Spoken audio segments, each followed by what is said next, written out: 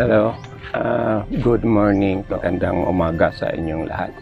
Ngayon, ang isi-share ko sa inyo is update ng aking mga bonsai materials because kung hindi ko ito bubunutan or what I'm doing today now is to take off all the weeds yung nasa paligid nila, tapos yung mga dahon na mga malaki is tanggalin ko, iwan ko yung maliit. So I'm gonna work this around 10 maliit na mga bonsai materials. Pasensya na po kung hindi makikita yung kasi madilim na kaunti dito.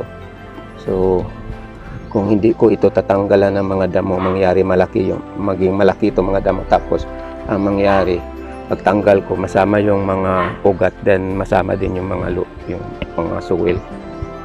So dyan na. Then may mga malaking dahon.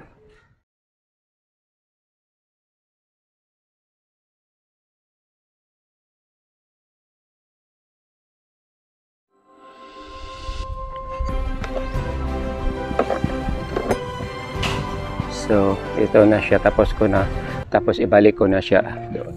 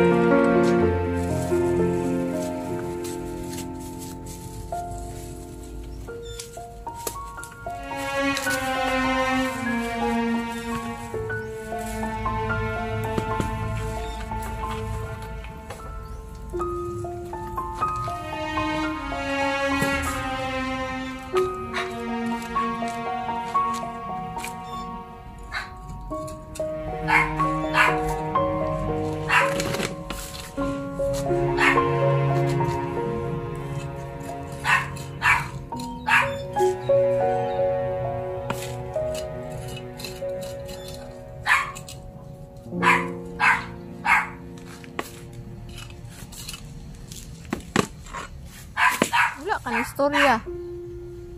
Ito na lang. Ay, nako. Nakakalungkot.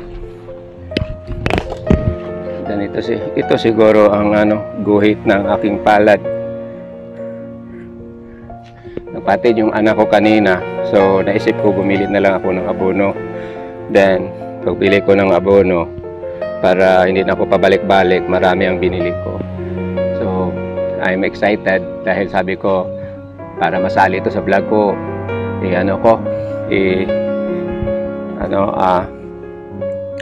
mapabideo ako ng anak ko pagdating sa bahay. So yung parating na ako, nagpa-open ako ng kit sa anak ko, hindi ko akalain nabutas pala yung plastic na linagyan ko ng abono. So mga around 2 kilos yata yung nalaglag. So it happened. So sabi ko, nagproblema pa ako sa paghanap yung pambili ng abono, tapos nalaglag pa yung mga abono ko sa iba sa daan. So kaya sabi ko, ito siguro ang guhit ng aking palad na puro, iwan ko kung malas ba yun.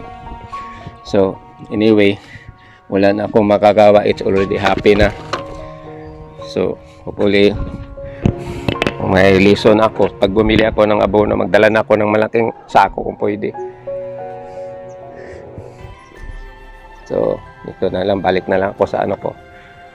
So itong wala na tayong magagawa doon, so balik na lang tayo dito sa bonsai materials ko. So itong materials ko, ito.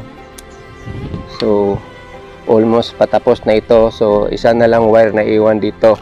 So very small siya, pero sa design nagustuhan ko. Bakit is unusual, walang kapariyo nito na itsura. So this is one of my updated na lang sa mga materials ko. This one. Lagayin na lang ako ng abono, magbunot ng mga konting damo. So this one is my Chinese Holy. Lagyan ko na lang muna ng abono, baka makalimutan ko naman. So yun pala ang isa sa mga technique. I think yung iba once a month or twice a month yung maglagay sila ng abono sa mga alaga nila, mga bonsai o bonsai materials.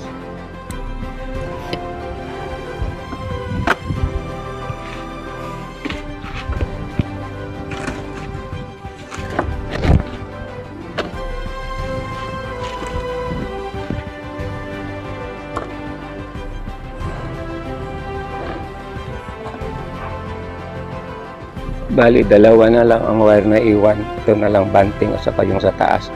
Tapos pag matanggal na yan, tapos na. It is a small one, pero sobrang tanda na yung puno. So, this materials is I started with seedlings talaga, hindi yung shortcut.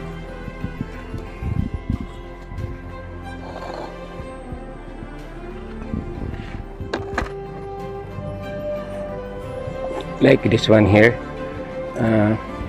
ang kulang na lang niya is pakapalin na lang itong dahon, then banting, saka itong wire dito. So almost tapos na siya. Then syempre lagay tayo ng abono na kaunti, saka gupitan yung mga area. So kaya time to time binibisita ko ito kasi may mga uod na dumadapo sa mga dahon nila, tapos kakainin yung dahon, tapos doon pa mamuhugan. Yung ganitong itsura, mas maganda ako sa mga maliit than to the big one, because the problem is yung pagbuhat ng malaki. So okay lang ito mga maliit.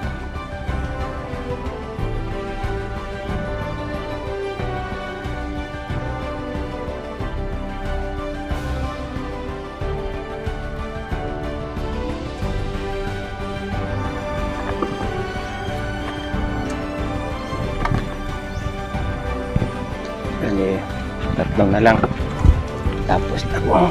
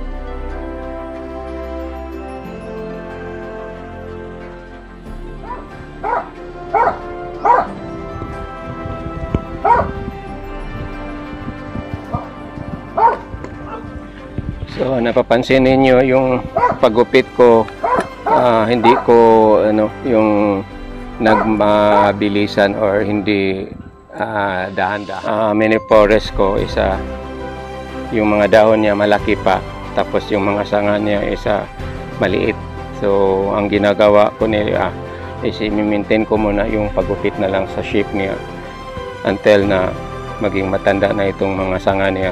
The time kong i-gupit ko na smooth na, yung hindi na parang mga masamad na ng mga dahon or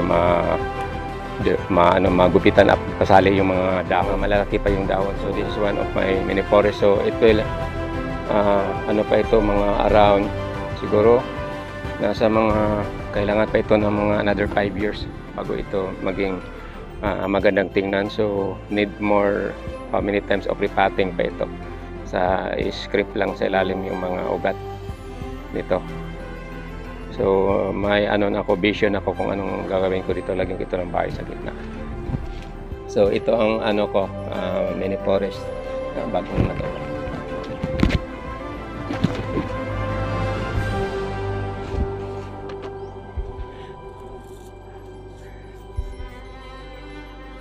Lagi mong ginugupitan, mahina nang lumaki yung trunk. So ang important dito na lang is napakatanda na niya. This case is konti na lang yung wire. So maybe end of the month tanggalin ko na lahat itong mga wire. Wala nang wire na maiwan dito. So maintain na lang ito sa repotting at saka gupit-gupit. Yung kunin na lang yung malaki na dahon every now and then.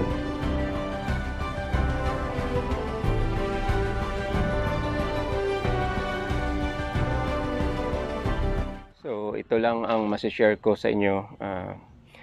We will have to cheer up kahit na bawasan ako ng 2 kilong abono na nalaglag sa road or sa daan. So wala na tayong magagawa doon, it's happen na. So yun na lang. So ito lang masishare ko sa inyo with my updating of some of my bonsai materials here na maliit. Then hope you have get some idea and a lesson what happened to my abono na nalaglag sa daan. So if ever bumili kayo ng abono, dala kayo ng sako para siguro yung katulad sa nangyari ko. I'm so excited to have a video. Kaya nga pagdating ko pala, nabawasan ako ng 2 kilo. So once again, good morning to all of you. God bless you all. Bye-bye.